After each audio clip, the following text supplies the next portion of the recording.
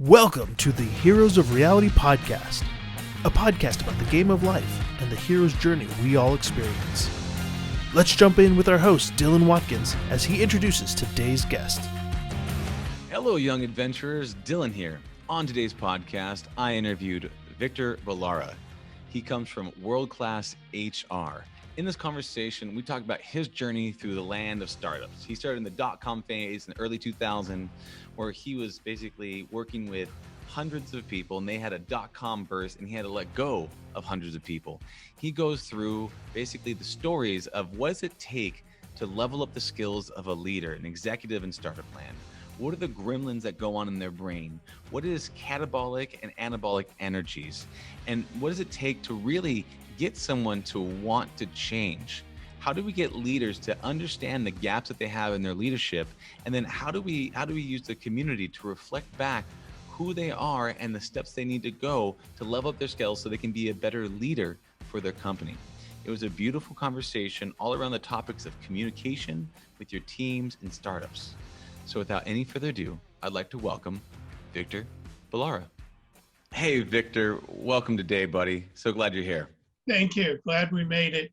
I know. Thanks for inviting me. Of course. Yeah, we had a little Zoom snafu along the way. In this post-COVID era, there just seems to be just the typical issues with Zoom, like the Zoom face where someone just kind of freezes in like an awkward or something like that, or these other things. So I'm glad we made it past the technical hurdles. Yep. Awesome. So I appreciate you being on the podcast, and I've known you for a number of years. You've been an awesome mentor and guide as I've been going through the land of startups. I would love to learn just a little bit about how you kind of got into the area of like helping mentor startups and young executives in the area of business and entrepreneurship. Wow. I've been involved with 7 startups, and the first one was a company that I joined as the 7th employee, and we took it to 400. And it was one of those dot bombs, sad story. We were ready to go public. We all had our spreadsheets that showed us to become millionaires in 2 months. And because I had founder stock at 7 cents. And it was July of 2000, which, if you recall, that was Black Tuesday or Black Friday, where all of the tech stocks just took a dive. I mean, there was a time there where we thought the money would never stop. You know, we were revenue positive. You know, we had about $100 million in investment. And over the 4 years, I had built an entire C team and a sales staff.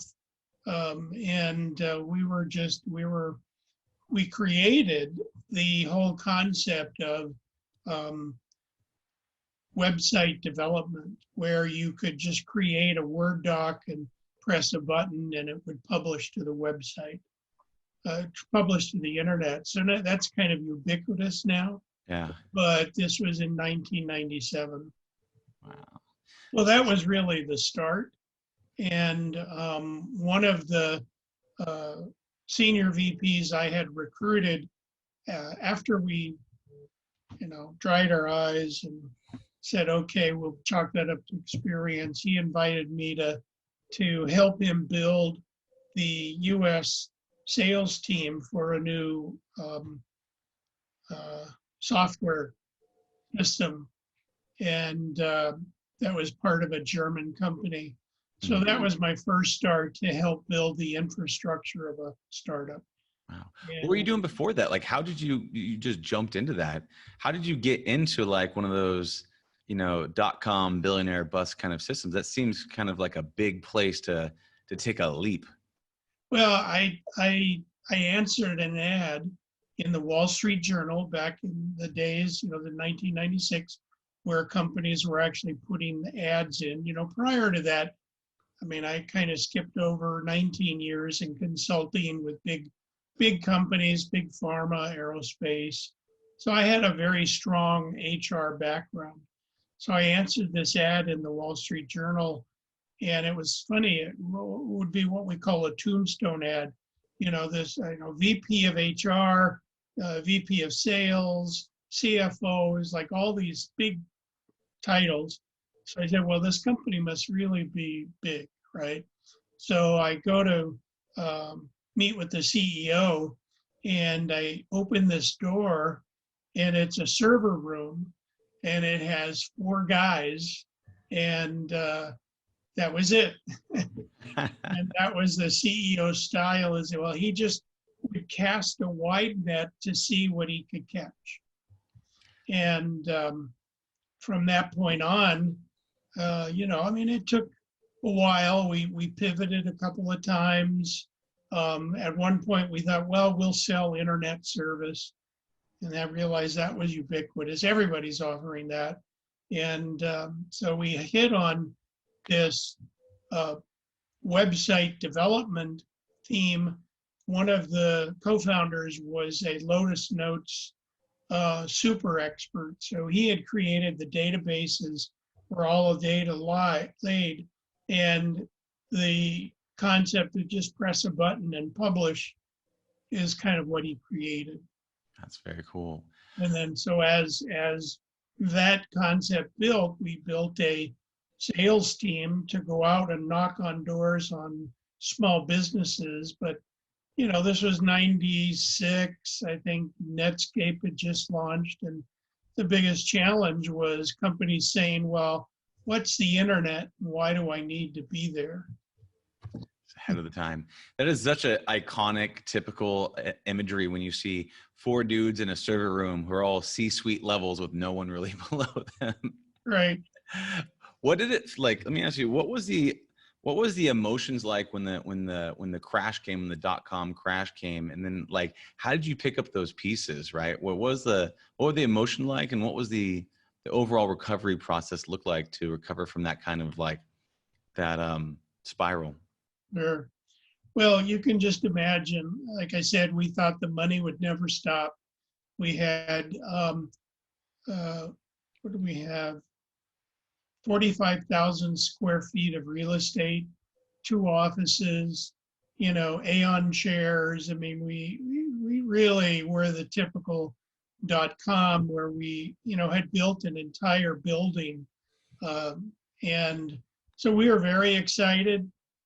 I still have a copy of the prospectus for the IPO, and it was literally sold out. So we knew that it was going to hit $28 a share, just because of the money that was already committed. And so we were like, yeah. And then all of a sudden, the tech stocks started dropping dramatically. Facebook went, really down the toilet. And it's like shock and awe. It's like, oh my God, this can't be happening. So the money dried up, and we probably had funds to keep us going for about 3 months, but all of a sudden we had to start cutting staff. So that was the most difficult thing. Yeah. To have recruited so many people, and then have to tell them, well, sorry, but we're just going to have to let you go. How do you open up a conversation like that? That's so hard because people put, they put their hopes and dreams, and they put like families are relying on you. Absolutely. And like, what does that conversation look like? Because that's a very, very difficult situation. Yeah. Well, personally, I had friends and family invested. So, I had to deal with that myself. Say, I'm really sorry. We had no way of knowing that this would happen. And so a lot of tears with the staff. We had to have this conversation, 300 times. And, by that time I had built an HR team. So I didn't have a lot of the conversations, but over my career, I've had to have those. And, it's just reality. The bubble burst and, sadness, tears, and maybe a little bit of yelling. And Do you have a framework or a way to help with those types of difficult conversations where, there's the sad truth of the matter. There's going to be some sort of expectations where, someone's going to feel emotionally hurt in some way, shape, or form. And how do you approach that, to be both authentic and real, but also kind and compassionate at the same time? well, it's kind of like, I'm in it too. We're all going to we all have an expiration date, on this, enterprise. And, it's not as if it's happening only to you, Dylan. I'm talking to you and I'm letting you go. It's like teams of people. And, I think the most difficult part of that conversation is in the technology space. It was happening to everybody. So it's not as if you could just walk next door and get a job. So that was part of the reality and the sadness of having that conversation. Yeah. You know, It's not just the tribe, it's the entire island the tribes are on, and the whole island is sinking. right. Oh, wow. Wow. So what about the recovery period? I mean, after that, I'm surprised you go back into the world of startup land. Like, how did you pick up the emotional pieces, and what was the next step onto the next adventure? Yeah, well, it took a little bit of recovery and a little bit of explanation to my wife because I had just exercised my options and wrote a $30,000 check because they were going to be worth, instead of 7 cents, $28. So having to have a conversation with my wife as well is like, who would have guessed? And so at that point, it's scramble time for everybody. And certainly being chief HR officer, there aren't a lot of those jobs around. And so so this is now 2000, the market is in, an unstable place. And again, in those days, you answer an ad. I saw an ad in the paper and again, I said, well, that's sort of it for me for startups. It's too risky. It was another walk in the door and see a guy with a server, but it was in his house in Laguna Beach. And, these are two guys that had cashed out. They sold their companies before the market dropped and they're restarting a new business. And it's like, well, I guess I'm just meant to do these things because I seem to be attracted to that entrepreneurial, genius, the passion, the smarts, the kind of talent magnet, that just seemed to attract a lot of people. And so that was a company we took to about 150 employees, sold it twice, and still never really had a very good financial exit. Mm-hmm. But ultimately, I was VP of HR of a $300 million public company as we, bought and sold and grew the company. So, the last time that it was bought, the conversation was reversed. And it's like, hey, Vic, we don't really need your services. So again, kind of look around and pick up the pieces. And I'm trying to think. So that was a 7-year ramp up. And I think that was when I was introduced to the guy who started Earthlink. And again, so it was that entrepreneurial magnetism. And he had a $350 million venture fund. And so I was, it's a company that was based in Santa Monica. And so we were, or no, this was the story that led me to the buildup, where we were looking at prospectuses for investment. And one of the CEOs decided he would restart his Oracle systems integration company. And that was the firm we took for 7 years and sold twice. Wow. There's something to that. Like, I mean, I've also been always attracted to startups and entrepreneurship. And there's something about, like good people that are really excited. There's an opportunity, but it's not certain, right? There's like, yes, we can, but there's also that hint of unknown. And there's something about that kind of random, I want to say random surprise, random choice, that potential at a huge opportunity that is very alluring, almost like lotto tickets or the pool machines. You kind of get that thrill of like, everybody around a craps table kind of going, yes, we can do it. One more, no snake eyes, no snake eyes. What do you think are along those paths with those types of character types? What do you think are some of the typical psychological or like lack of skill set pitfalls that leaders come across in those spaces, in the areas of entrepreneurships? What are some of the gaps that you've seen as a consistent pattern in the areas of leadership and startups? Yeah, it's very difficult for CEOs who are very successful, and they think, hey, I've arrived. I'm here. I'm successful. I don't have to do anything different, right? And yet it's kind of like the emperor's new clothes fable. He can't see what he can't see. And so there's this model that dates back to the 1950s called the Johari window. And it was named because of these two psychologists, Joe and Harry. And so they created this model. It's kind of a 2x2 XY axis.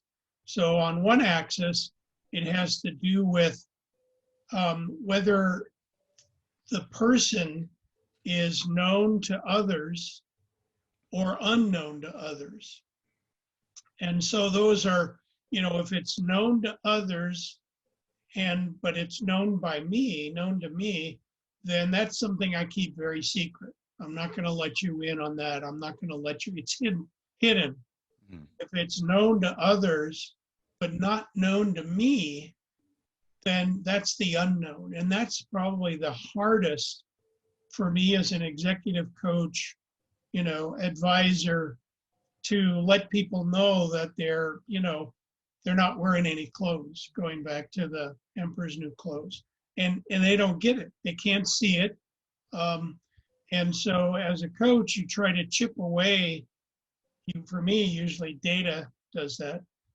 And then the other side is the areas that are known to others, but not known to me. So everybody around me knows what's going on. And they say, this guy's a real jerk. He's killing people. He's working them so hard. And, the leader says, well, hey, I'm so successful, I don't need to change. And that's pretty tough. Mm. And then the other, you want to get to the one box, upper left quadrant. It's known to everybody else and it's known to me. So whether it's through data, 360s, feedback, coaching, getting individuals to the point where they accept some of their issues, problems, concerns, and they're working on it. Mm. And that's what's joyful for me, is because we're all on the same page now. And whether it's you or someone else I'm working with, we're in a boat rowing in the same direction, and we both kind of buy into the direction we're headed and how to get there. Yeah, that makes so much sense, especially when, I mean, you look at, or often the way that I look at businesses is basically one holistic organism, right? And if you look at like the human brain the same way, is that when you have repression and you have like usually sedation because of repression, then the organism can't function properly because the whole thing isn't working together, right? So in order so that's why like finding your own voice, being completely congruent inside and out with yourself is like the first step. And then being able to have that with other people inside an organism, so saying like I'm willing to admit my flaws as well as being able to accept my praise, and then at the same time having everybody else being able to do that same thing, everybody can then function, because there's that weird air of humans are funky. Like we want harmony, but we want truth. And a lot of times we'll sacrifice harmony for truth for harmony, or the other way around, where they're like, I know what's right, I'm not going to listen to you, I don't care what you have to say, and they completely wall off everything, which creates this huge, basically, like disconnection from the entire organism, to where you're trying to run with one leg and you're just not making the progress you could. But that's so hard to uncover, because there is a lot of blindness, because people are always afraid to have those conversations, or they're just not willing to put in the effort necessary to level up themselves, to take that like terrifying look in the mirror. How, like you said with data, I mean, are there exercises or their activities? I mean, are there ways to kind of step back, reflect, and look in the mirror, both as an individual and as the company collective as a whole? Well, I can tell you a story. So as an executive coach, I'm brought into companies all the time for all kinds of reasons. And oftentimes it's fix it reasons. Can you fix this guy? And okay, sure, but he's got to want to be fixed, right? And so he had been accused of sexual harassment. And so they said, we want to keep this guy. He's very successful. It's a real estate company, and he's just built, like $1 billion portfolio. We really want to keep. So can you help us help him? It's okay. So the first step is getting that person to understand themselves, like I said. And so we did a 360. So it's getting, and so I have a tool that looks at 36 different leadership competencies. And you want to get the input of others, that are out there, clients, customers, your boss, of course, subordinates who work for you, and anyone else. And so in this case, we actually had him reach out to his wife and his brother. And so, okay, now we have all this data. And of course, we're comparing their perspective to his. And so he absolutely refused that there was nothing he needed to do different. And of course, on the sexual harassment thing, well, she overblew things, it wasn't meant to be that, I was just joking, all those excuses. So we got to the data, and, he's saying, well, I don't really have to change. And it's like, well, let's look at how you compare to everyone else. And he said, well, they don't really know me. So it's that dismissal. It's incongruent with, it's not me. It's not the me that I know. And it's like, well, your wife and your brother agree with everyone else that you've got these gaps. So it's like, it probably took 3 months of him kicking and screaming and saying it's not me. And even though his wife and brother, agreed with the others around the gaps, he finally, dragging his heels, finally said, okay, I get it. Somehow the incongruency in his brain, managed to convince him that, okay, I need to do something differently. So that was the moment, with a lot of hard work, a lot of introspection, and a lot of data. But it was really up to him. It's that old, how many psychologists does it take to change the light bulb? And it's like, one, but the light bulb has to want to change. Yes. So yeah, you can't force someone to do their own work. You can show them a path, you can give them guidance, you can do a framework.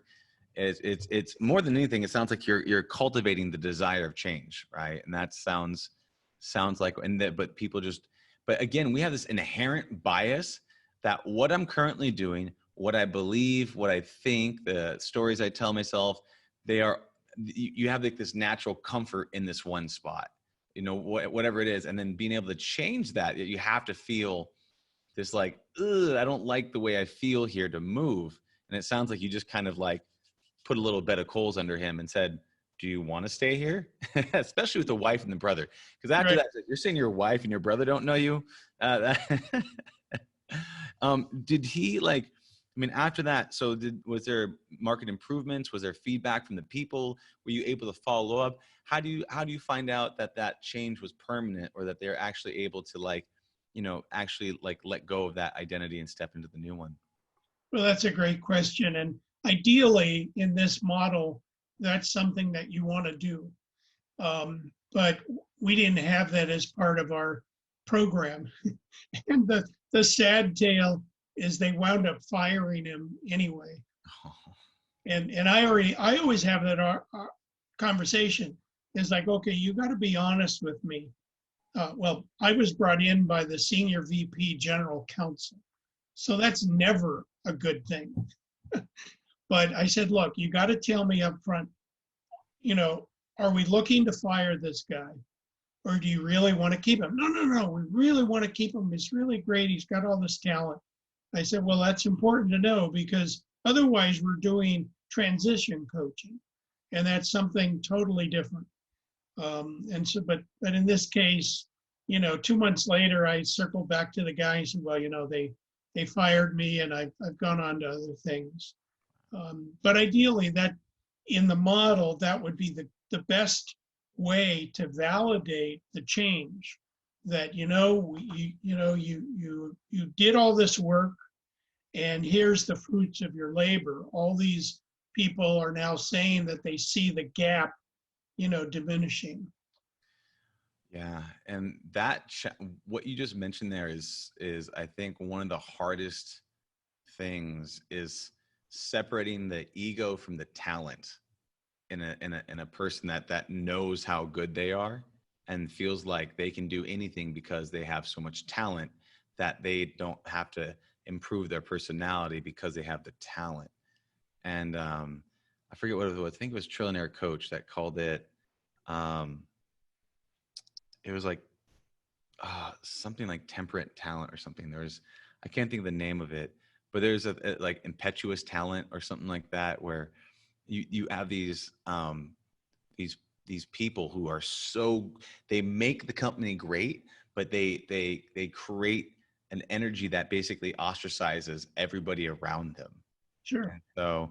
And so you're saying that the way to actually help them see that is by actually using the community, using the friends, using the family, showing them, hey, this is reflecting them. This is how you represent yourself to the community.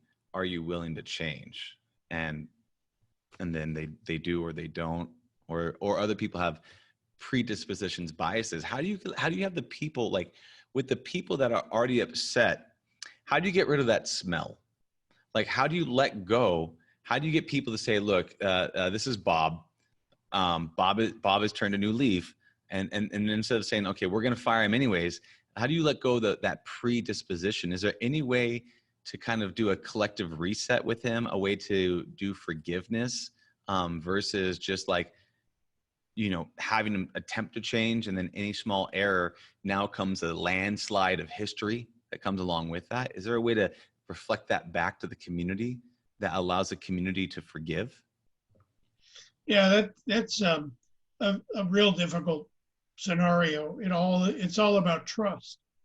And, if there's a level of trust in the organization, trust is a organizational value.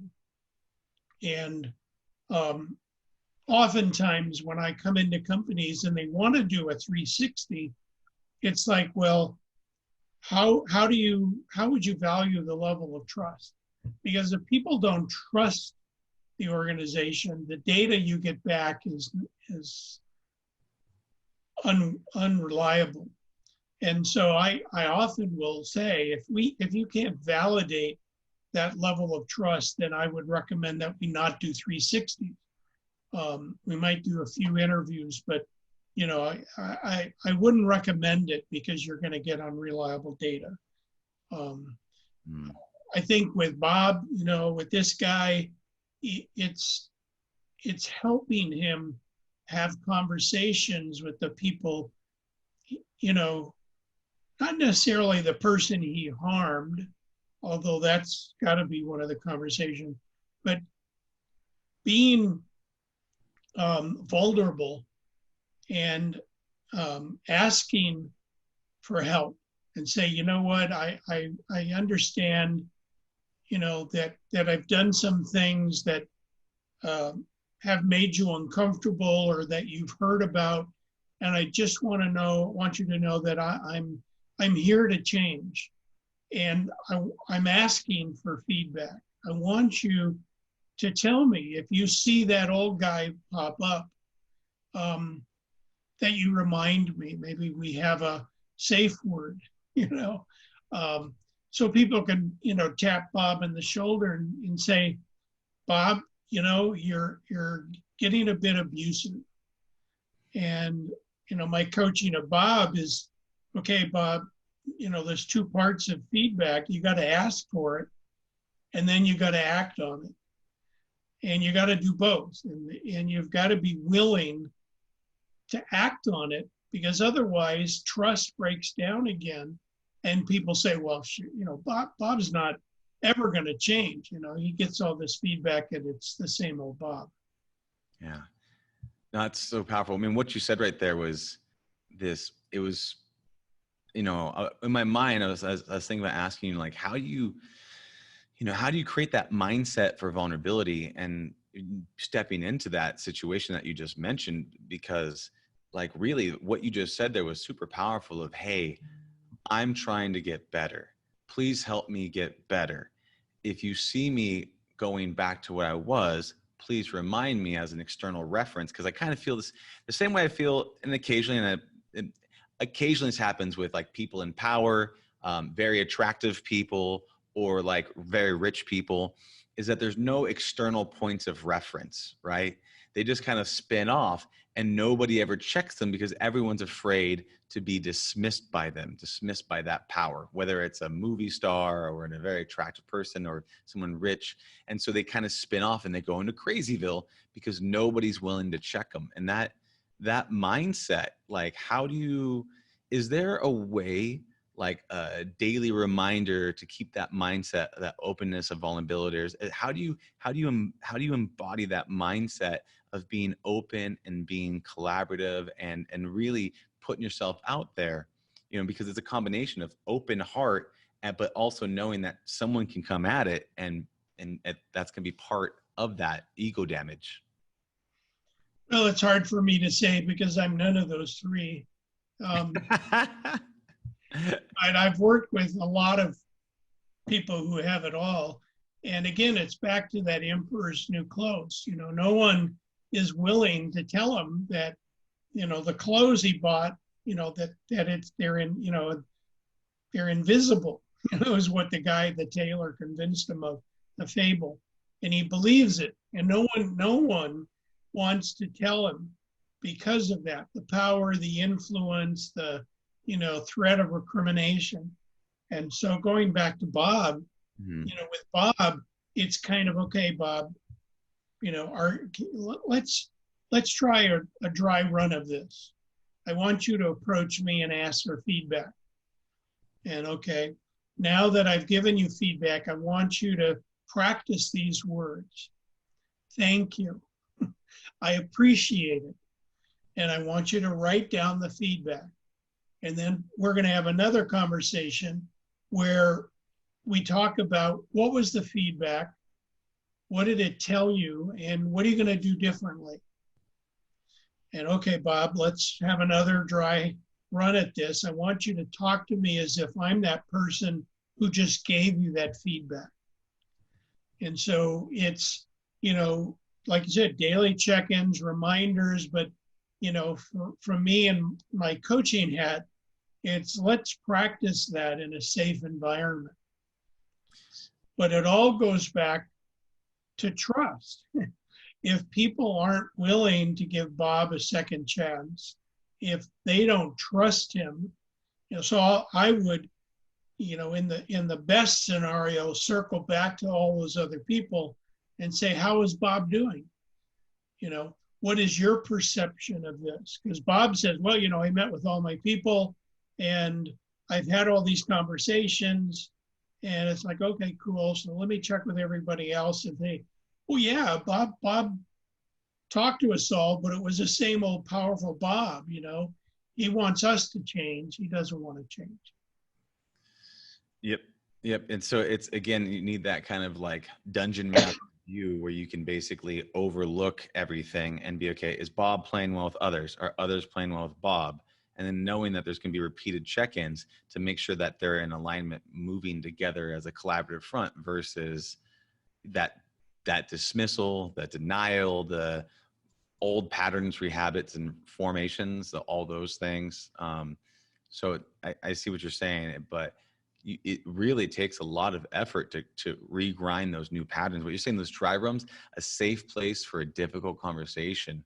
Man, it seems like that's the key. Is you start there, where you kind of say, okay, Bob, we're gonna level you up in the world of difficult conversations here. Level 1, just me and you, not even about nothing real and no emotional attachments, and then progressively getting up to their wounded child trauma about being insignificant and getting yelled at by their parents or something. Like, so you just gotta work your way up to that. How do people, like, in terms of mastering this art of, say, leadership, right? How does someone show up as a powerful leader that is someone that is able to lead the team but not be a dictator? Someone that says, I need to, there's a round table where everyone is collaborative, but one of those seats has a throne. Like, how do you balance that out and be both powerful and leader, but also being caring and collaborative at the same time? Well, I think it really starts with helping. Well, for me as an executive coach, it's really helping me understand what I call the gremlins that are going on in the leader's brain. And you said it, it goes back to early childhood. I'm not a therapist, so I'm not going to get into the therapeutic models, but I want to understand what are the messages going on in this leader's brain. And is it this perfectionistic parents, that makes him so critical because growing up, he was criticized so much? So it's getting that leader to the place where he's very vulnerable and willing to share what those gremlins are. And then we kind of deconstruct it. Because if you look at the brain, we have these neurons, these paths in our brain that are, like deep trenches. And it's like pushing a wheelbarrow. It's very easy to follow that old path. And in order to get out of that and do things differently, if you're pushing that wheelbarrow, you can imagine the amount of energy it takes to get out of the rut. So it takes identification, understanding how did that rut get there? Excuse me. And how are we going to, maybe pave it over and create a new neural pathway that, you don't have to be critical and abusive to get people to do what you want them to do. So a lot of times, I'm working with executives to understand what those gremlins are, and what are the messages, that critical parent in their head, and what is that voice telling them? Yeah, I'm imagining gremlins that like they get the job done, but they wreck the place, Yep. So you're looking for, oh yeah, but that gremlin, he's really good at getting that door open. He just beats it open with a hammer though. And every time it does it, but there's just this wake of destruction. And so I understand that's effective, but at the cost of all these other things. It's like you can get energy through like an avocado or a donut kind of thing or something like that. There's two different forms of energy. So there's understanding that those gremlins, they don't serve you anymore, right? And it's time to bring in new workers, new caring ones. Along this path you've been helping leaders for a while, and do you have like a holy grail? Do you have like a place that you want to get to and start a plan? Is there something that like ultimately you're striving to do, or a mission that you're on? Well, you mentioned an interesting word, energy. And one of the tools I use is an assessment called energy leadership. And we're all energetic beings. Our brains are all about, energy and, neurons firing. So this tool actually measures your level of energy. And when we do these assessments, there's energy that works against you, and that's the gremlins. And there's energy that works and supports you. And so the first step again is acknowledgement. And so this model has 7 levels of energy. And, the first 2 are, very much victim thinking. And it's sort of like walking around wearing this lead suit, and all that energy that's working against you is the heaviness of the suit that you carry. And that's the gremlins and wherever they come from. And the idea is you want to help that leader chip away, identify, when I've done 200 of these, 90% of the leaders I work with have 70% of their energy working against them. So again, the first step is awareness. Second is acceptance. Yes, I get that. I can feel it. Help me, well, what can I do? And so, okay, let's chip away at that energy that's holding you back, and finding out what's the root, what's the gremlins, what's holding them back.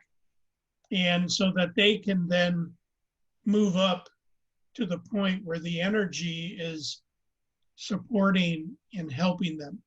And the 2 flavors of energy, one is called catabolic, and that's the kind that's working against you. Mm-hmm. And anabolic, which is what's supporting you.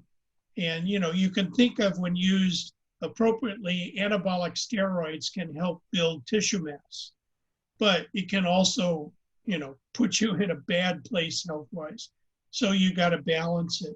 But the more you can decrease your catabolic energy and increase the anabolic energy, the better leader you're going to be.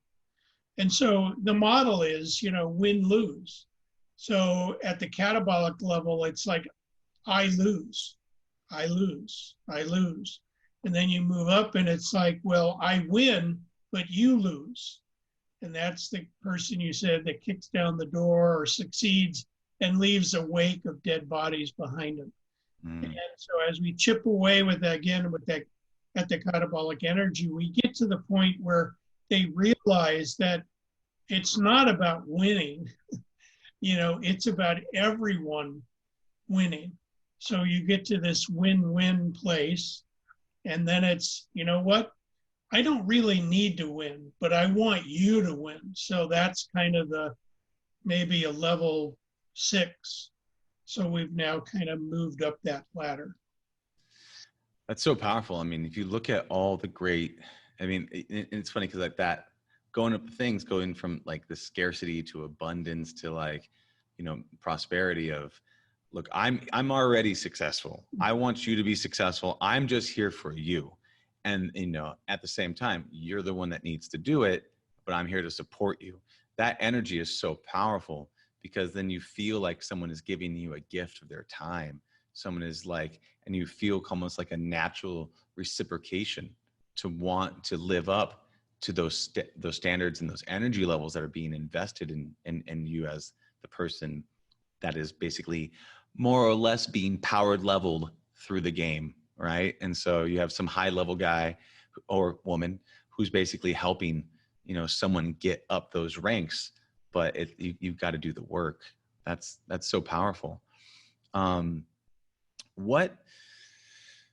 What messages would you give to like a young hero, a young person who's going to be, is maybe getting ready to go sit in a server room with 3 of their friends to get up and get started? What messages who don't know about this, how do they get started on the right foot and avoid some of these pitfalls out the gate? Well, and you've been there, you know what it's like. It's very infectious, the energy and the passion that you have. And startups have a tendency of losing that for a variety of reasons. But it's reconnecting with that, again, energy, the passion, and energy is contagious, whether it's catabolic or anabolic. So these, build them and kill them kind of model, the guy or girl that, at all costs is going to win.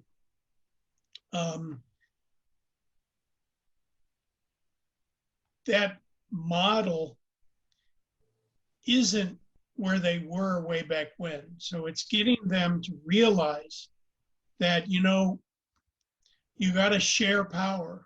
You've got to share knowledge. And it's like, well, why? Why do I have to do that? I'm successful.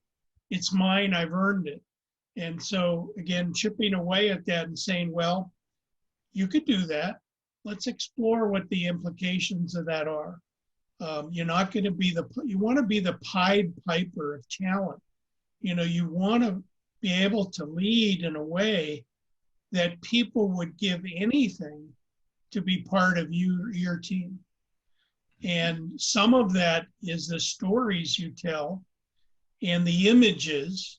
Everybody wants to find the next Microsoft or, the next Google or whomever. But, you got to pay the piper. You got to be willing to, I should say the Pied Piper, the piper's got to be willing to demonstrate that they're there to share what they have with the people that are following them. So to the young leader, I think young leaders get it. And they're looking for places where they're valued and appreciated. There's conversations with the boss, because people don't leave companies, they leave bosses. We know that. Yeah. So it's all about that relationship. So the young people, I think that the millennials, they get it and they have those expectations. And so it's up to us to create an environment that is attractive to them. For the young leader, honestly, I think they get it. And what you hope is that they don't catch the virus that puts them in that mode of being Bob, that, I've arrived. And, it's sort of like trying to help inoculate them against that and building this culture around them where they do what they know is important. Again, communicate with your people, appreciate them, ask them, every day, how can I help you? What can I do to help your career? And that's advice I give any leader, young or old, is that you really got to be talking to your people. You get to know them. And, I'm working with a physician right now who manages a very successful medical practice. And it's very difficult, for him to get that, because he keeps saying, well, that's not me. I wasn't born that way. I'm not naturally outgoing like that. And, it's not what I do. My passion is surgery. It's like, well, okay. But you have this team of people that make it so that you can be a successful surgeon. So you got to talk to them and you got to appreciate them for helping you achieve what you want to do. And so going back to what you're saying, I have them doing daily diaries. At one point, I had them doing one-on-one check-ins. And what I failed to realize is asking them to do those weekly put up such a barrier of fear that he just didn't do it. So he said, why aren't you doing this? I said, well, I just couldn't see doing that every week with every person. So I'm like, oh, wow, I should have realized that. Okay, what if we said once every 4 weeks or 6 weeks, you check in with your people? I said, yeah, I could do that. So now I have him taking a diary of every time he talks to, every one of his people. How did it go? What did you ask? I give him a ton of questions. What's important to them, and what did you share of you and, of the business? That's so beautiful and powerful. And being able to have a diary and then actually going out where you're talking with people and you're tracking that with data, and you actually be able to see on paper how you are affecting other people and how they are affecting you, and basically what not only questions but energies are being exchanged back and forth between that is such a powerful thing. It's one thing to go and talk to someone, but it's another thing to transcribe and basically have that in the binder of basically your connections to you and your team. And I could definitely see, because I know back in the day, I was trying to do meetings with everybody every week, and I also was like, too much. Right. And as a leader, you have to run the business. You're in charge of all these other pieces, and then the challenge is, if you're not a people person, you're like, oh, that I ain't got time for that. And that story, I ain't got time for that, it slowly eats away at people being taken for granted. And I just think what you said there was so powerful. And I think we've kind of gone full circle on the story with Bob and the being able to work together as a team. And that was, incredibly powerful. So I think we'll end it at there. What I'd like to finalize with is, one, do you have any last messages, thoughts, or words you'd like to share? And then two, how do people get a hold of you if they want to reach out to you and talk to you about what you do? Sure. Well, of course, my website is worldclasshr.com. So they can email me anytime they have questions, vic@worldclasshr.com. I also have another website around energy leadership, and that's core-energy-coach.com. And there's a lot of what I was talking about today about energy there in this model. I think, the theme, as you've picked up on, is communicating. You got to talk to your people, and you've got to be interested in your people, and they get it. And it doesn't, like you were saying, it doesn't have to be every day or every week, but at least once a month. Find out what's going on with them. Find out what's keeping them from being successful. How can I help you? And, what are you interested in career-wise? And I had this physician do that, and one of his medical assistants said, well, I really want to become a registered nurse. Great. Let me help you research the programs that you can enroll in, and I'll, help you pay for it or whatever. Doesn't have to be, but I'll help you and I'll support you achieving that goal. So that person walks away saying, wow, he appreciated me, he talked to me, and he's helping my career. And, the leader says, I'm enjoying these conversations. And that's the holy grail. It's their nirvana for me as a coach, is when a leader says, I really get this, and thank you for getting me to that point. I love that. That's beautiful. Victor, thank you so much for your time. I appreciate all that you do and all your mentorship and guidance. And I look forward to chatting with you soon. Same here. Well, thanks for the invitation and opportunity. Of course. Have a beautiful day, Victor. I'll talk to you later. Bye now. All right. Bye-bye. Thank you for listening to the Heroes of Reality podcast. Check out heroesofreality.com for more episodes. While you're there, you can also take the Heroes Quiz to find out what kind of hero you are. Or, if you have a great story and want to be on the podcast, tell us why your hero's journey will inspire others. Thank you for listening. See you on the other side.